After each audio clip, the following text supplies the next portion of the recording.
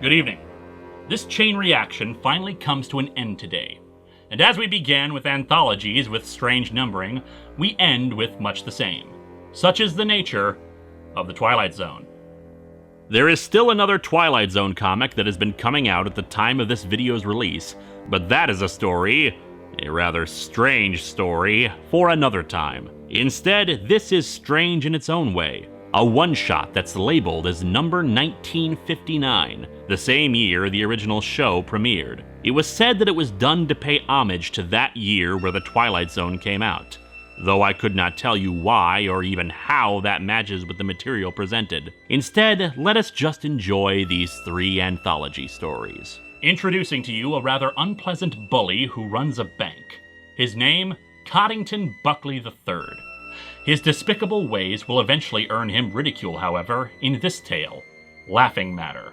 Coddington Buckley IV is a disappointment to his father, who berates and insults his meek son as he tries to work for him. This is especially the case when he finds his son doodling a picture of one of his co-workers, Miss Bannister. He loudly announces to the entire office that the younger Buckley has done so, even to Miss Bannister. She's nice to him, even becoming friends with him, but apparently that's enough of an incentive for the elder Mr. Buckley to fire her over a problem he himself made up. In his despair over losing this friend, and his father continuing to berate him, this time for not standing up for her, he commits suicide, leaving behind a doodle of his father that everyone starts laughing at. All who see the picture laugh at it, and everyone starts laughing at him in turn. Buckley even gets into a car accident, and the victim in the other car continues laughing at him while bleeding. And when he finally looks into the mirror, his own face has twisted into the drawing, making him laugh so hard he has a heart attack. A ridiculous man laughing at his own caricature of humanity until death. Meet the new kid in town, Marlin, who just wants to hang out with some slightly older kids, play games, and have fun. But first he has to pass initiation.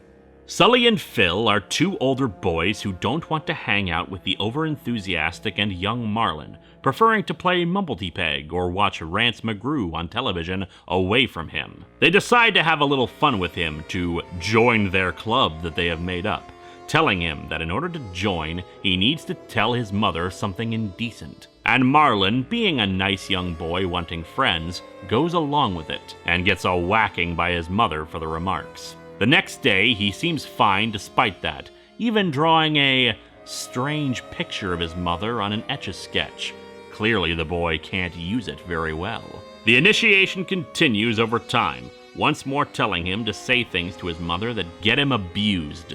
However, when Phil mentions Marlin at dinner with his folks, they remark that it's nice that the old Jacobs house got moved into after something had happened to Mrs. Jacobs 6 months ago, the same time Marlin moved in. When the last initiation ritual goes awry, Marlin crawling for the door that gets slammed in the faces of the other two boys, and screaming for help.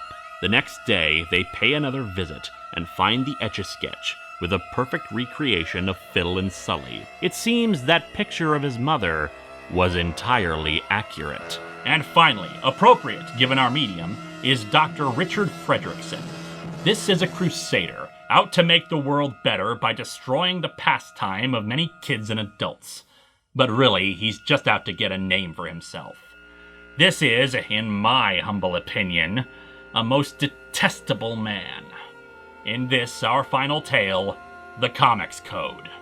Lurid, violent, corrupting images are all too common in comic books, according to Dr. Fredrickson. Why, such books promote delinquency, immorality, even homosexuality.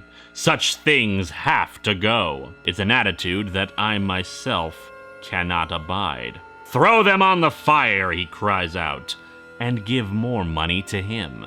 He's all too happy to say such nonsense to get people to listen to him and make money. And since money is the name of the game, he's all too happy when a comic publisher named Harry Madison shows up with an idea. A seal of approval that shows that a comic is Fredrickson friendly. It'll be initiated in a new line endorsed by Fredrickson himself for a share of the profits. Madsen has plans for expansion too as the money starts rolling in, the label on toys and games, even a summer camp for the youth. However, when Fredrickson visits the camp, he's a little bothered by the campfire tales told by the children about aliens crawling out of a saucer and snapping the necks of federal agents. But according to Madsen, that's not a story being told, but a history lesson. It seems the aliens have been walking among humans since the incident in Roswell, New Mexico. The government has been successful in jamming the communications for their invasion force, but the aliens found a better way to get the message out.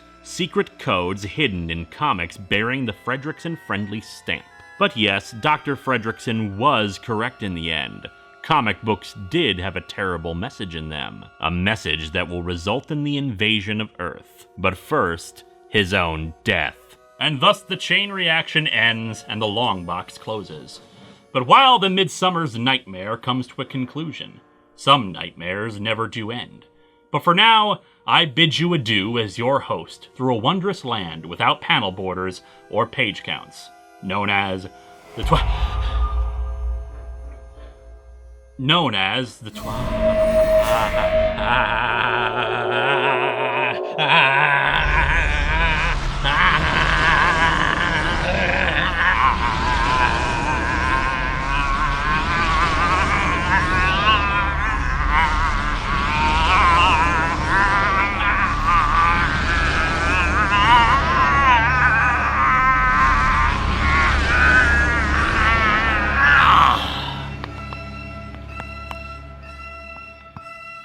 Well, my children, how's that for a twist ending, eh?